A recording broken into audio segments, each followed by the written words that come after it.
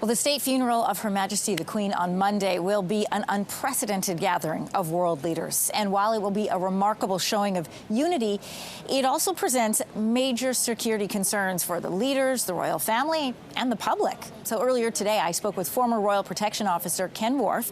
Now, Ken once served as a bodyguard to Princes William and Harry, as well as a personal protection officer for Princess Diana. And he explains to us the security we see and we don't see as part of this royal event.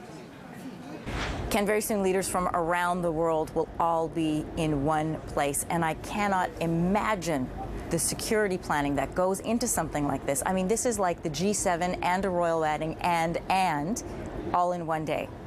Well, I mean, the great thing, you're absolutely right, the great thing about this is that, you know, for decades now, this operation in London Bridge has been, you know, with Scotland Yard, with the government, with all the security agencies, because, you know, it is a massive event. Sadly, we were arriving that day. And, you know, having worked on many, you know, bridges before, certainly with the Queen Mother and the late Diana, of course, you know, I know exactly what goes into it. The Yard, Scotland Yard, has the expertise and the experience of dealing with major ceremonial events, and the planning is so extreme, and this has been worked on almost on a daily basis for the last 4 or 5 decades. So that gives you some idea of, if this wasn't just suddenly picked out of a box, let's put this in action. But, you know, such is the expertise that it will work, and it is working. We've seen it already. It will be incredible to watch it all in action. Speaking of in action, I can't help but wondering, we've been here for days, we have seen the lineups, we have seen the crowds, and I can't help but wonder, undercover officers, MI5, are they there amongst, you know, we were watching all the gardeners here thinking, surely some of them must be undercover officers. Am I right about them being around? Well, I think you're right. Well, you are right, because, I mean, I knew it. every time you have a major event like this, there's always an extraordinary debrief afterwards. How can we improve that operation? In 1981, when the Queen literally rode down here and was shot at as she turned into Birdcage Walk there was a massive review of security. For the first time this time, what we've seen now in the road is this sort of safe zone between the police barrier and the public. I've never seen that before, and that gives you some idea of how we're now moving this forward. In events like this, you know, I mean, it's unusual to get anything that's really untoward, apart from the odd fixated individual that wants to make a stand. But, you know, behind the crowd you'll have walkers, you'll have police following, like yesterday, following the coffin along the Mall.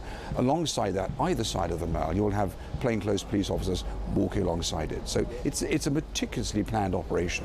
One thing that struck me, I was down here on the sidewalks as the coffin walked by. We were with the crowd. Yeah. And I couldn't help but thinking, you've got the King, you have the heir, and they're right there together with the public all around. What goes through somebody who's in security's mind when you see that?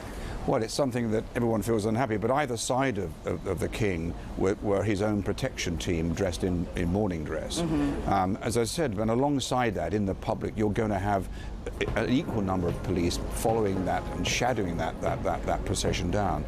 But it is a nightmare, because ordinarily you would never normally get the King and the heir travel in the same aircraft or travel in the same vehicle. But this is an exception. It has to happen that way because it's a state function. Is what the monarchy expects everyone to do. In this country, the other headline we see on the news here is cost of living crisis. And so in an era of high inflation, and everyone's talking about cost of living, how do you justify the expense of security for the royal family? Well, you know, I can't justify it personally, but, you know, when I was at Scotland Yard, obviously costing is always a prime issue. But on something like this, there can be no cost put on protection because the risks are so great. And I think the government understand that. I think the vast majority of people understand that. But our current Prime Minister will find somewhere a hole in some budget to finance it. But it's hugely, what is hugely the budget? It will run into millions. You know, because, you know, we've drafted in police from throughout the United Kingdom. I've seen a greater use this year of private security firms to deal with those sort of mundane issues of practical policing. You know, the sort of 24-hour queue that's spiraling its way down by the River Thames. Yeah. You know, we can't police that. That's being policed now by private security firms. So, you know, you add on the cost of that. That's big. But it has to be, because we will think back on this in decades to come and say, what an extraordinary, you know, occasion that was. It won't be that case if there are littered with incidents that someone can point and say, well, that was bad policing, that was bad planning. Right. That's the difference. Such a pleasure to speak with you today. Thanks Well, for coming thank on you. Your Morning. Fantastic. I love it. All right, so that was Ken Wharf, former Royal Security Officer. Listen, talking about security, just to get into this location here, not only do you have to have a badge like this that says broadcaster, which they check for everywhere, you also have to have a special wristband to be in the various locations around the city. And I will tell you, security has increased. There are barricades around the city, and it is getting more and more difficult to move around London as we head towards Monday and the arrival of those various world leaders over the weekend.